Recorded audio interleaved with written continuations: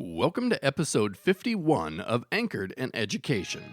I'm E. Scott England, and Anchored in Education is the podcast dedicated to all things education. Educators across the world routinely engage in conversations surrounding fundamentals, concepts, and new ideas that improve this great profession. Sometimes we agree, other times we disagree. But at the end of the day, we are all anchored in education.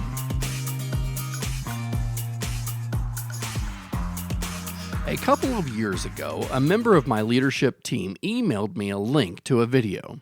She told me she loved it and that she wanted to show the students in her building. I watched it and immediately had that same connection to the video. Here's a clip. It's 4 a.m. I've struggled for the last hour to fall back asleep, but I can't. Yet again, I'm tossing and turning, unable to shut down my brain. Why? Because I'm stressed. I'm stressed about my students. I'm so stressed that the only thing I can think to do is to take my thoughts and write them down tonight and vow to myself that tomorrow I'm going to tell students the truth, the real truth I've been needing to say. This is what students really need to hear.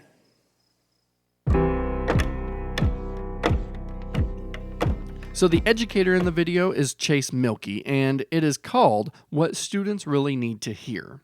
I've linked it on my website, escottengland.com, so you can watch the entire thing. So I've watched the video several times, but other than being appreciative that the man in the video took time to put together an amazing piece, I never gave it much thought afterwards. Then I received the October edition of the ASCD Education Update. I was sitting at my desk when I began reading the feature article called Teaching Comes in Seasons. It was an amazing article that featured 4 seasons that the author has experienced as a teacher. The author of the article? You guessed it, Chase Mielke. But remember, it had been several years since I had seen the video, so I had to think, where have I seen this name before?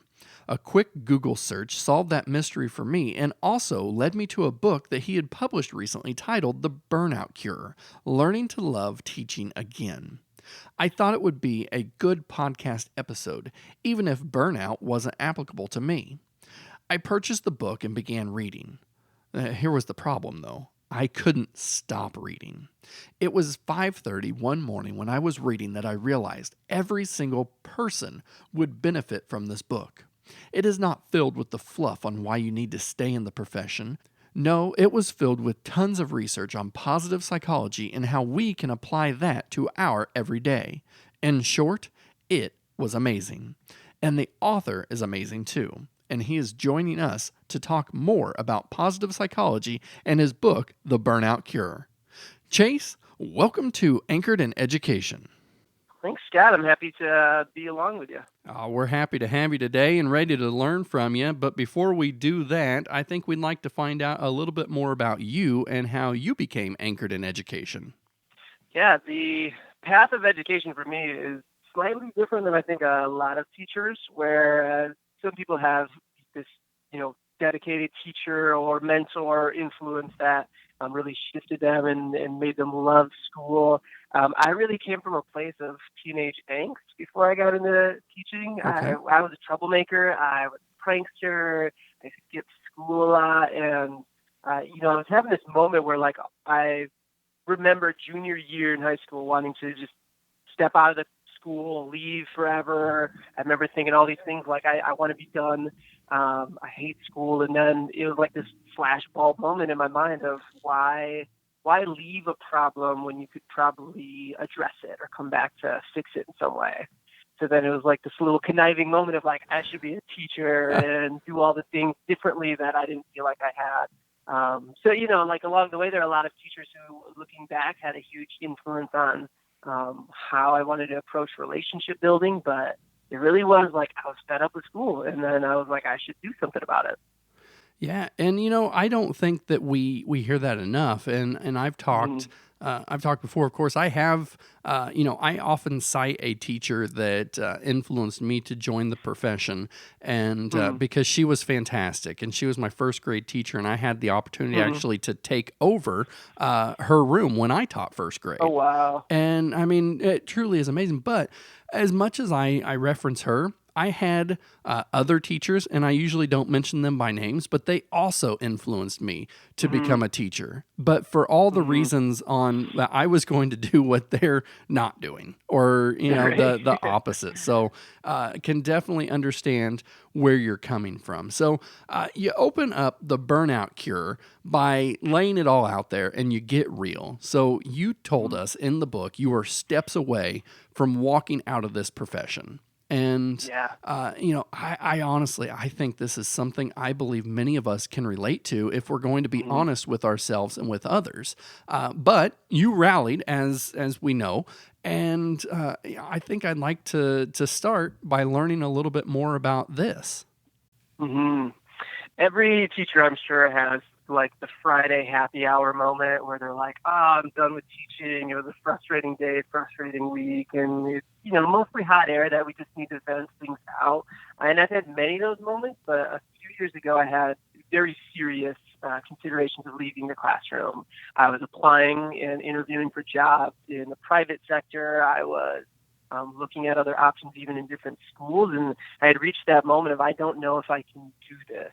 And it wasn't just one thing. I think in education, there are many things that pile up. It was struggles with parent expectations and disrespectful students and interpersonal conflicts with staff members. And it's just like everything was piling up on me. And I thought, I cannot do this.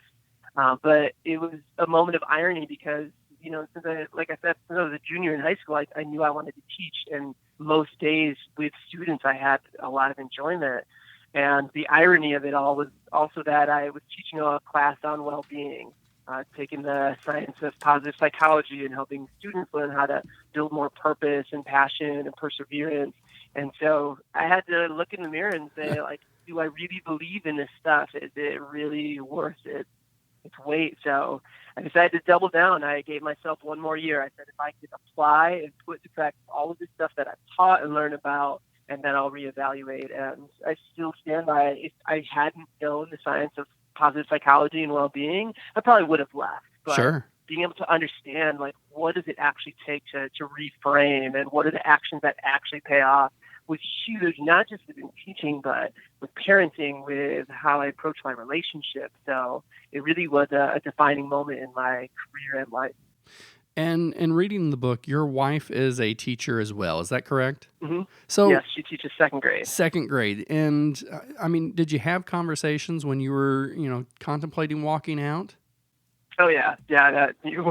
We're very open with where we're at. That's kind of the beauty and the challenge of both being teachers, is that we have days where we're on the same page of loving it, and days where we're on different pages where one of us is passionate and the other is drained out, and then days where we're both like, let's just not even talk about teaching. Yeah. Keep that off the plate for now. So we talked quite a lot, and she was very open because she understood. She knew. Sure. She knew the challenges, but she also knew that this was something that I loved. So she was what I would say like the sideline coach of I'm going to let you play the game how you want to play, but I hope that you move forward and keep this love that you have. Yeah. So, just a quick moment of truth for me. So I love the Burnout Cure. But when I saw the title, The Burnout Cure, I immediately thought of a feel-good book that was going to tell me that a child was out there needing them, and that, we couldn't afford to lose teachers and all that. But that's actually nowhere near where this book is at. Your book, as you kind of alluded to earlier, is deeply rooted in the research that provides us, the reader, with strategies to improve their well-being. And on top of this research, there are practices that you have put in place for yourself. So you talked about the positive psychology class that you're teaching. Let's talk a few moments about the impactful research of positive psychology. Yeah, it's been a really fun exploration into a field that is booming right now. Up until probably even the 1980s, most of psychological research was looking at what what are the deficiencies, what are the abnormalities, what are the things that keep people from normal, and how do we get people back to normal? And then a slew of researchers decided to look at the other end of the coin of why are we just studying abnormalities to try to get to normal when there are people and cultures and communities that are thriving? So what are they doing that we need to understand? So for the past few decades, there's been a ton of research in the realm of well-being, and we have so much data on what works and what doesn't, and there's still a lot to learn. But it's one of the most uplifting realms of studying, because as you look into studies of happiness, you have to evaluate, like, what am I doing that's working and what am I doing that isn't working? We always start off our positive psychology class with looking at how much do circumstances really matter. I have high schoolers who are like, I can't wait to graduate and get out of this town, and I can't wait to, be at this other stage of life. And it's like, okay, how much are we placing our happiness on later, or placing our happiness on a circumstance? And a lot of the data points to that circumstances do matter, but they don't matter as much as our actions. That what we do with the circumstances we have, how we frame them, what we decide to do on a daily basis can more shape our well-being and our gratitude and our purpose than many of the circumstances that we cling to. And I know, as I have read this book and kind of saw the research on positive psychology, it comes up like there's a lot of things that we can do every day to make our lives better, both in education and out of education, just general happiness. Yeah, absolutely. All right, so let's shift for a minute to talk about empowered thriving model. And you mentioned this pretty early on in your book, but it's often looked at as a process, as you point out. So in other words, awareness leads to attitude, which leads to action, which results in an outcome. But you have taken it from a process to a cycle, meaning we can tend to any of those three elements, awareness, attitude, and action, and impact the remaining two. So I'm hoping you can explain this a little more, because this becomes a foundation to your book. Yeah, it kind of started with working backwards, something that I learned in grad school with instructional design. I was looking at the data around happiness, and one of the biggest factors of the variance of happiness is our intentional actions, our daily actions. And so I thought, okay, like there are definitely some actions that need to be taken. But I'm also a human being where I'm like, I know that actions matter in a lot of different realms, so it doesn't always affect what I do. So I know that I should be eating more vegetables and I should be drinking more water. But in order to get to those actions, I have to change my attitude around food. So I have to look at calories as how they're going to help my long-term well-being. And I have to look at calories almost as fuel, and whether I'm putting in diesel fuel or whether I'm putting in premium. Yeah. And in order to get that understanding, I have to have a different awareness of even just my knowledge base around food. So it's something like dieting, it's the new year, everyone's getting ready for the health plans. Like, we don't just change our actions. We have to change the frame and the attitude of our mind of how we look at things. And we have to become more informed and more aware. And if that's true of how we approach instruction and how we approach goal setting, then it's also true of well-being. The beautiful thing, though, is that just shifting one thing can really have a ripple effect on the others. And I know we'll probably dive into some of the specific strategies around it, but if I change my awareness of what I look for, whether I look for something that's good within my day or look for something that's bad, it can shape my attitude. So if I come home and I sense about all the horrible things that happened during my day, I'm going to develop this attitude that teaching isn't for me. Yeah. And then when I go to school the next day and I'm already in this moment of drudgery, my actions probably aren't going to be as optimistic. I'm probably going to respond differently, even in my nonverbals to students. So changing the awareness can have a ripple effect on my actions. All right. So that's a great lead in to the book here. So there are 10 chapters. 2 are dedicated to awareness, 5 for attitude, and 3 chapters discuss action. So we probably don't have time to discuss all of these. Plus, we want to give our listeners something to look forward to when they buy the book, because I'm going to link to it on my website when we're done here. But what are maybe one of each of the 3 elements that we could discuss in more depth? Yeah, let's start with awareness. Sounds good. One of the first things I started doing was taking on a challenge that I give my students every single year. I always challenge them to see if they can go 24 hours without voicing a single complaint, which some of them, when they hear the assignment, they're like, there's no way. Like, I can't do it. And there are others who think it's going to be easier than it is. But it is really hard to go one whole day without complaining. Yes. And what that often speaks to is what I refer to as emotional hoarding, where we carry all of the emotions, the pleasant, the unpleasant, with us throughout our entire day. We go down to the staff lounge and we talk about all the things that went wrong in third period. We end our days and we just think about all the homework that is built up that we have to grade. And we come home to our partners, or we come home to our children, and we're thinking about like all the stuff that we have to get to and all the things that aren't going well. And that really takes a toll on our well-being. And so if we shift our awareness to just noticing how we approach our world, of noticing the good and noticing the bad, it can really affect our attitude and our actions. And I like to adopt what I call goodness curation. A curator is, we think of like an art exhibit. A curator is well aware and trained of noticing all sorts of art. They notice the really bad art and they notice the really good art, but they only choose to bring home the good art, and they only choose to showcase the good art because they know that that appreciation is what helps with artistic endeavors and creativity. And so I think we can do the same thing. We can choose to go about our days and notice when things are bad and notice when things aren't great, but we don't have to make them the defining stories of our lives. And there's actually quite a lot of research to back that up, of something called unintentional blindness. So when we look for one thing, we're more likely to notice it, but in the process, we don't notice something else. So there's a study of individuals on a college campus, and they were asked to go about their days, and they were asked, did they notice this clown unicycling in the distance?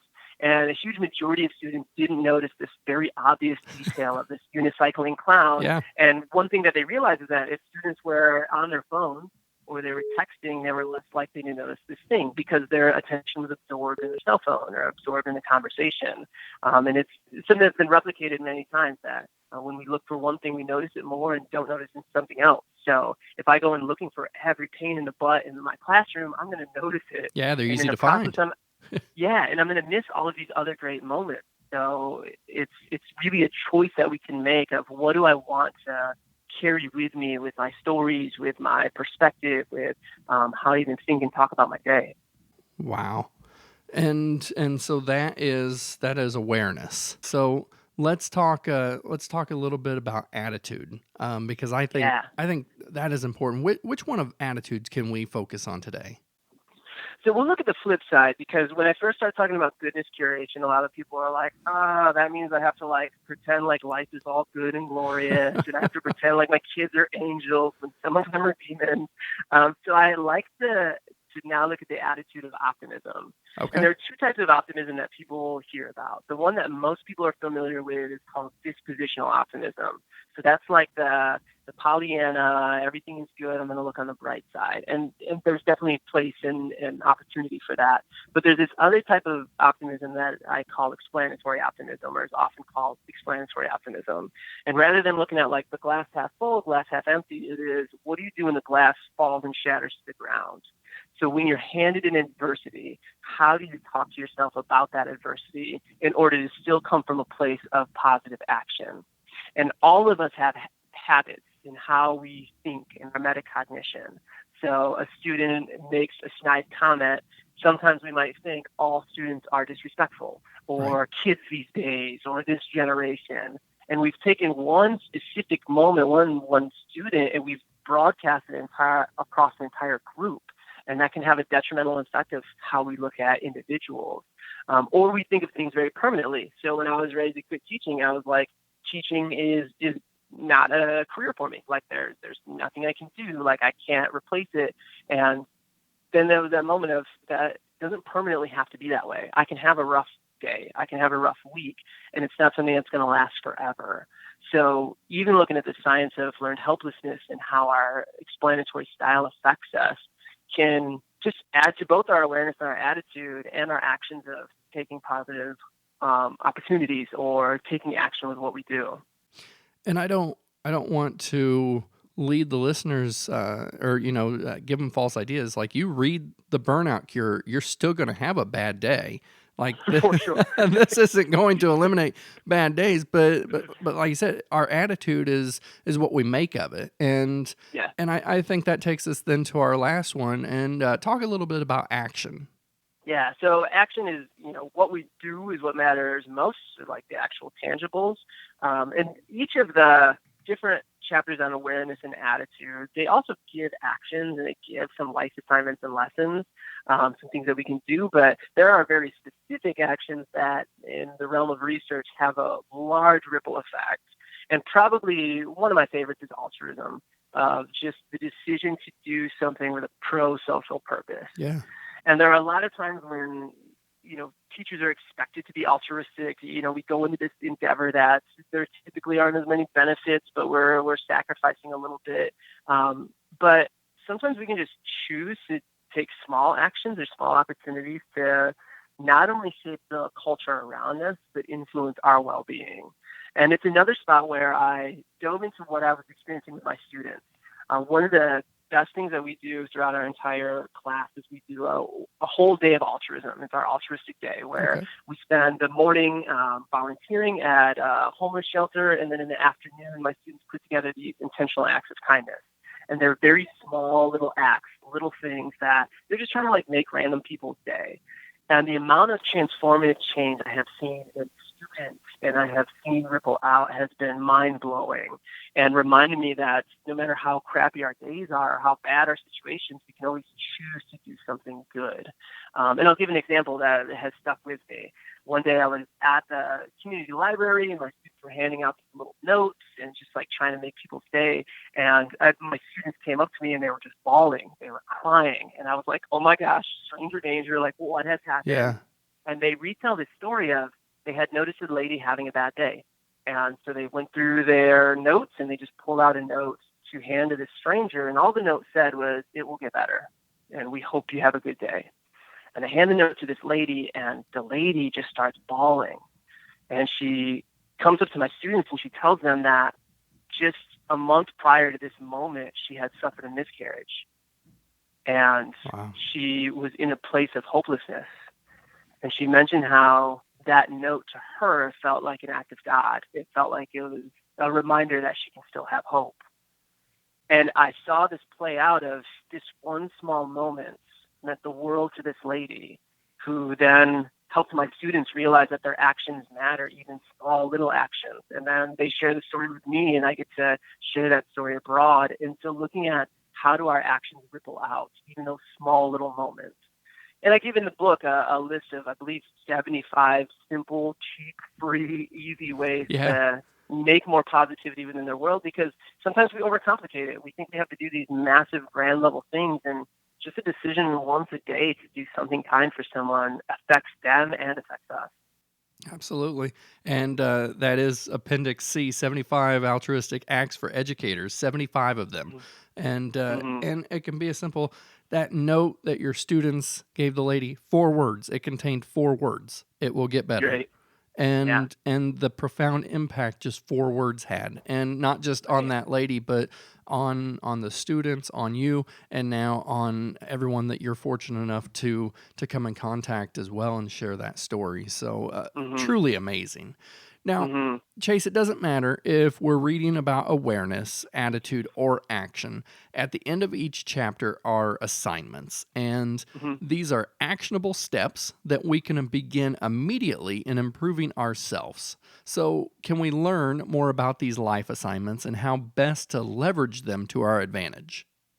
Yeah, that's another spot where I wanted to make sure that there's so much of what people talk about with research is here's the research, here's the theory, and then like go figure it out, try to figure out ways to make it work. And since I've spent a decade in this field of helping my students take action with it, I started pulling them for myself. What are the things that I need to do to move forward within my life? What are the very specific actions? And the way I've set the book up is so that at any point, any chapter, if someone is wanting to develop empathy or wanting to develop forgiveness, they can go to the back of the chapter and have options of what are some specific things I can do today or this week or at some point in the next month.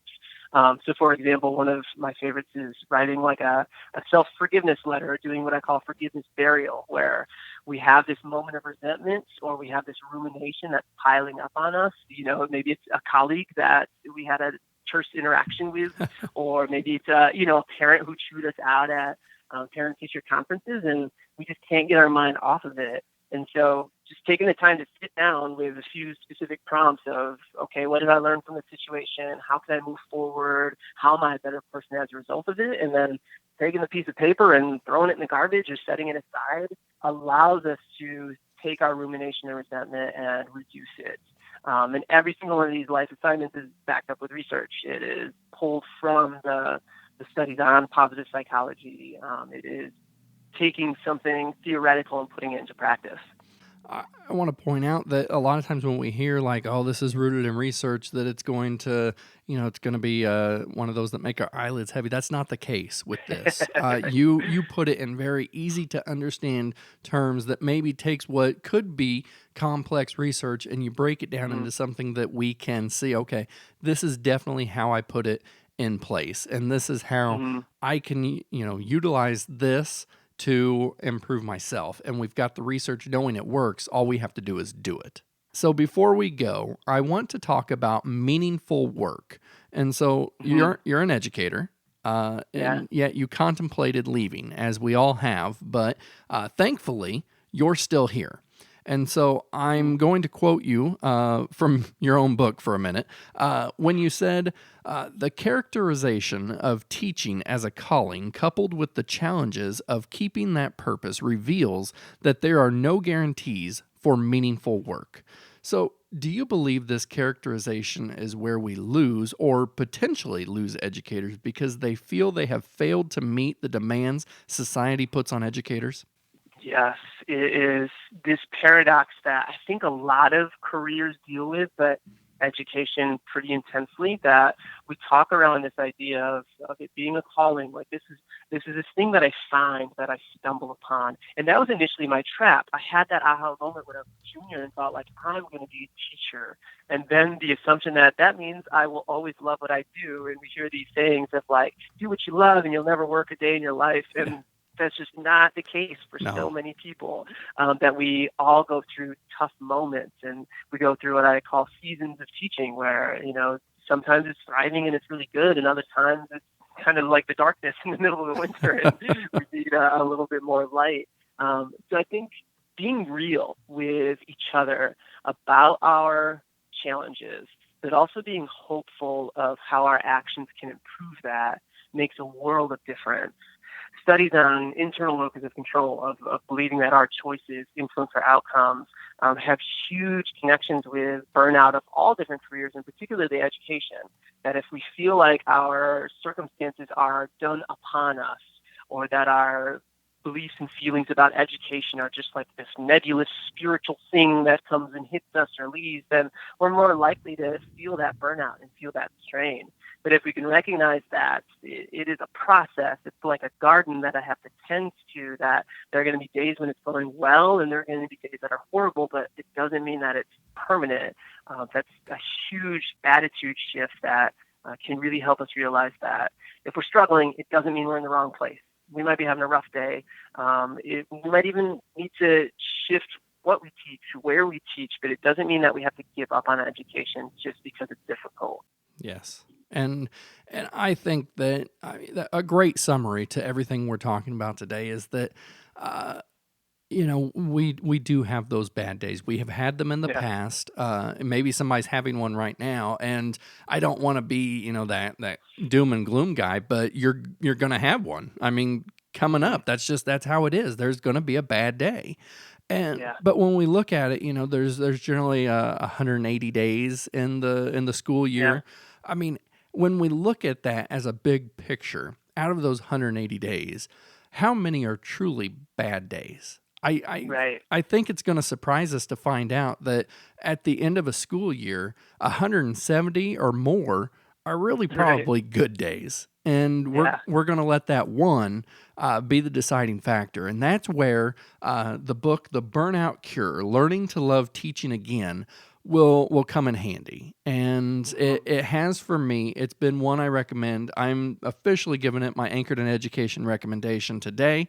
And I just want to thank you, Chase, for everything that you do for the education profession and also for joining us on Anchored in Education today.